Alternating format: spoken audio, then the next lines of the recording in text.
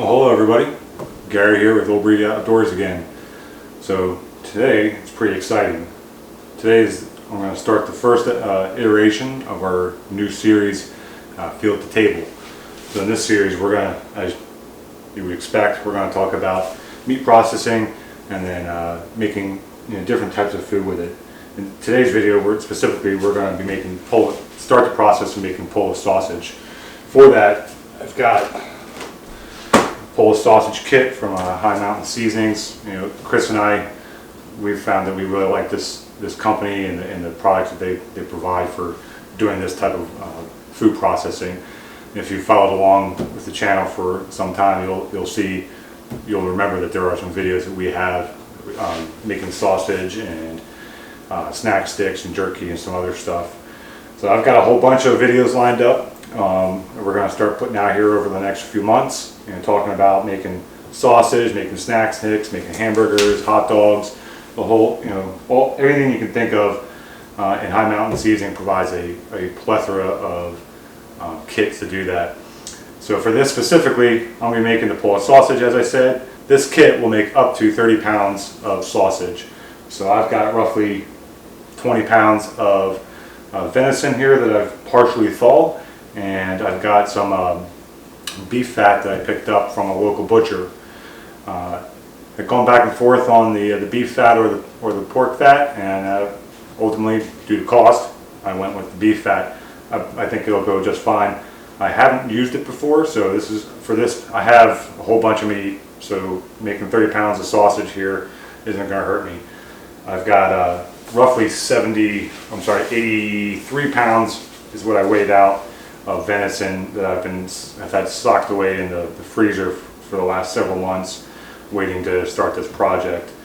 So I've got plenty of meat, and then I'm going to do a 30% mix, and I'll talk more about that later.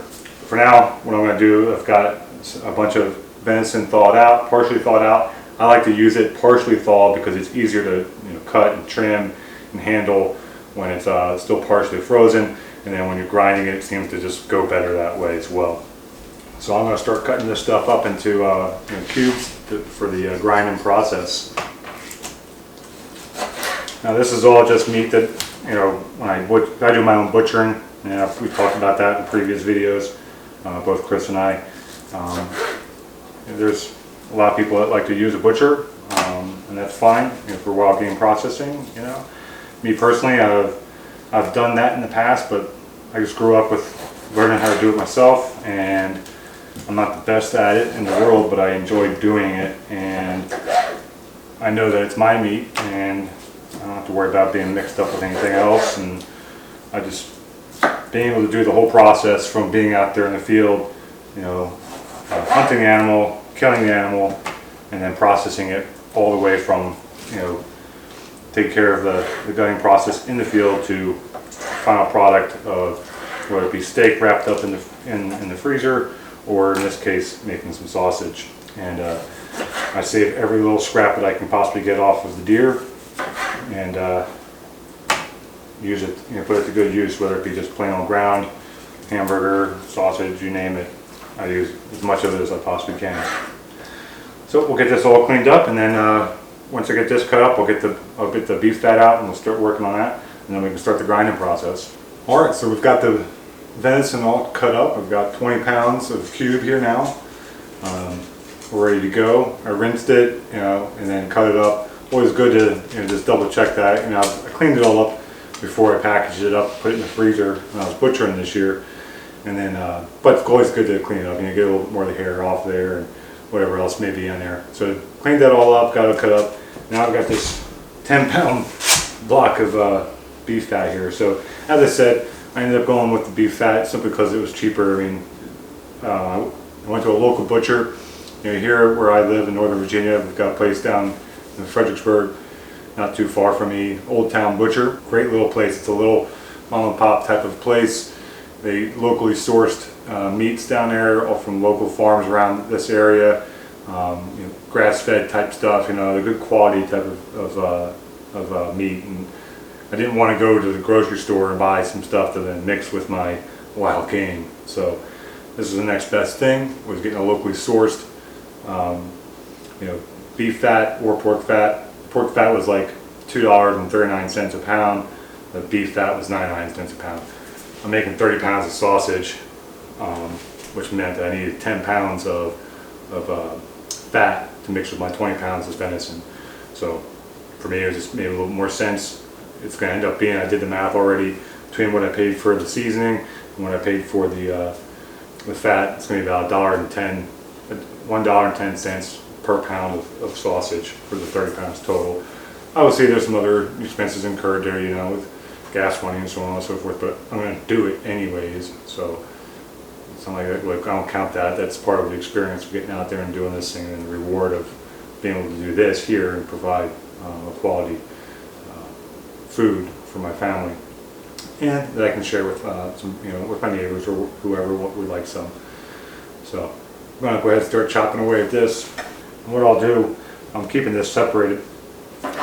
I know anybody that may have done this, who does this on their own, it's watching this or seen other videos, there's a bunch of different ways to go about making your sausage and grinding your meat and all that stuff. Me personally, I like to keep it separated, and I will grind all of the meat in through the coarse ground, the coarse plate on the grinder, and then I'll do the same thing with the fat, and then I'll mix it in my I got a Weston meat mixer.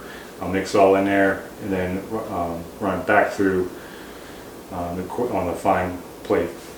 That's just how I do it, right, wrong, or different. Okay, so I've got all the pork fat, or I'm sorry, the beef fat cut up, and I've got all my venison cut up. And what I did is I divvied up the venison into two 10-pound batches. So I'm making the 30 pounds of sausage, and I've got my mixer is a 20-pound mixer, and I'll show you that here later. But I'm going to do 15 pounds at a time for the mixer. So to make that easy, I divvy this up into two 10-pound batches, and then when I grind the beef fat, I'll divvy that up into two 5-pound batches, and then mix those together as 15 pounds of venison and beef fat together. So I'm going to go ahead and start grinding. So the nice thing is I'm getting to put my brand new Weston grinder to good use. I had a grinder before, and it gave up the ghost a while ago, and the last couple of years I've used a hand grinder, to an old, probably 100-year-old, my grandparents used it. I think my great-grandparents used it, but it's just a hand grinder, and that was a chore. Chris and I used that a couple of years ago to make a whole bunch of jerky, and it was a pain in the neck. So this is one of the reasons that it's taken me so long to get to this project, is I was waiting to get these things. They were on back order. So here we go.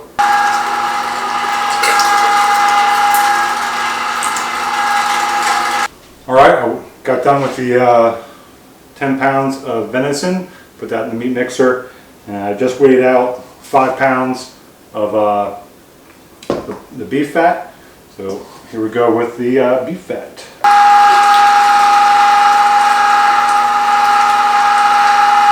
Okay, done grinding the beef fat. I got my Weston mixer here. I already put the 20 pounds of ground venison in here. So I just need to dump in this fat here. I'm sorry, 10 pounds of venison, and then 5 pounds of pork fat, or I keep saying beef fat. Nice thing about this is it's a better way. I mean, you can really just kind of mix everything all together, especially if you were using multiple different types of meat. But for me, this is just a good way to kind of really get it all mixed in there good. Okay, got everything mixed up in the mixer, and now I'm going to run it through the grinder again with the fine plate on. Oh, that's coming through really nice. That looks good. Super excited about getting the sausage made and trying it out when it's all said and done. This looks great. Okay, so we got the fine grind done, and everything's back into the mixer. And what we're going to do now is mix in our seasoning. So we've got the one packet for the 15 pounds because this will do 30 pounds. So they've got 2 packets of seasoning, 2 packets of cure. It's pretty simple this way. You don't do a whole lot of measuring. For the 15-pound batch, we'll do 1 packet of seasoning, mix that in here, and then 1 packet of the cure. Now, just a note, it tells you in the directions here, like if you were just making this as fresh sausage, don't use the cure. So if you were going to mix this up, stuff it, and then cook it right away, you don't need this. For me, I'm not doing this as fresh. This is all going to go into the freezer, so I'll put the cure in. And then you mix it with 8 ounces of ice water. Pour that all in there. You can mix this all up. I'm pretty impressed with the grinder and this mixture so far. And the fine grind came out perfect, looked beautiful. And this mixture just really makes it nice for getting things. What I've done in the past, I just bought this thing, and what I've always done in the past is just use my hands, mix it up. And which is, I mean, obviously that works. But this definitely makes a big difference.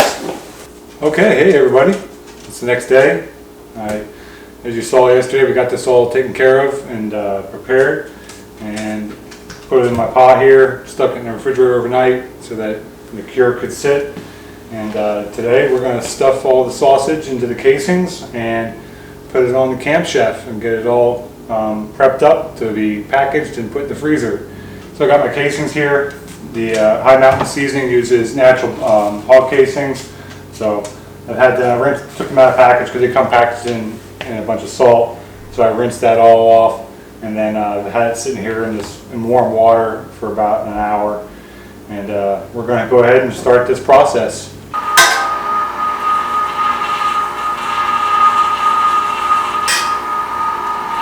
All right, got the sausage done. So, note, I made a mistake, and sharing it here so you guys don't do the same thing. I should have stuffed the sausages before I let them sit overnight to cure. I don't know why. I knew I should have done that, and directions tell you to do that. I don't know what. I spaced yesterday doing that.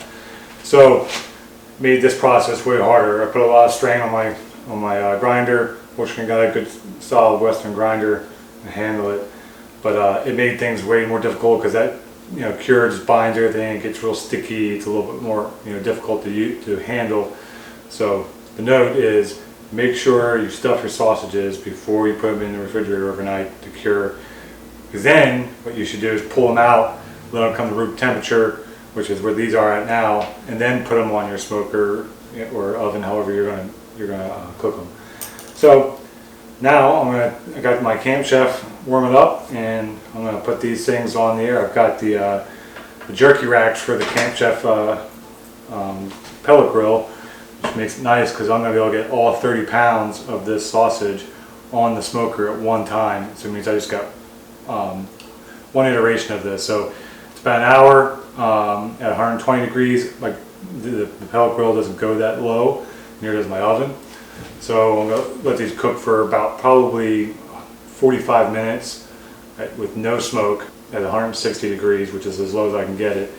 And then from there, I'm going to bump it up and cook it with high smoke for about 2 hours and get that to an internal temperature of about 155 degrees. And then let them cool, package them up, put them in the freezer. So get this grill ready, and I'll get these on here shortly. All right, we got the sausages on the grill. My Camp Chef does a heck of a job. So I've got that all set up and ready to go. And I'll give that a couple hours and we'll see what we have. All right, moment of truth.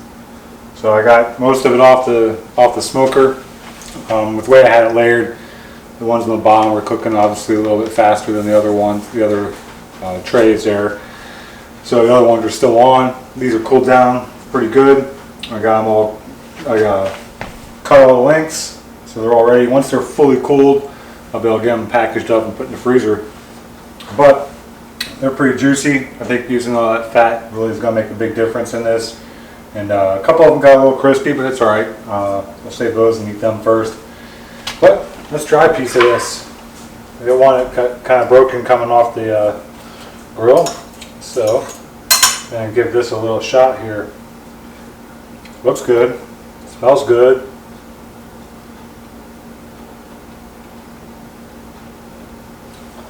That's pretty good. That's really good.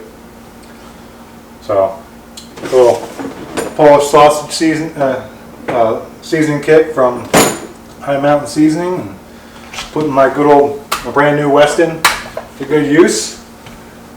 And the Camp Chef did its job. This is amazing. You guys got to get out there and try this. Hope you guys like the first installment of our Field to Table series. We got about 6 or 7 more of these lined up right now in the queue to do, with all the meat I got sitting in the freezer from this last hunting season. And then by the time I get done with this, it'll be time for the next hunting season, and we can get working on the next batch of stuff. So as always, thanks for following along. If you haven't seen our other videos from our channel, go check them out. And we would sincerely appreciate if you guys hit that subscribe button. Just right down there, hit that subscribe button and follow along. Leave a like. If you got any comments, hey, hit us up, let us know how we're doing here, and if you got any suggestions, comments, and anything else you want us to work on. So thanks as always, and we'll see you on the next one.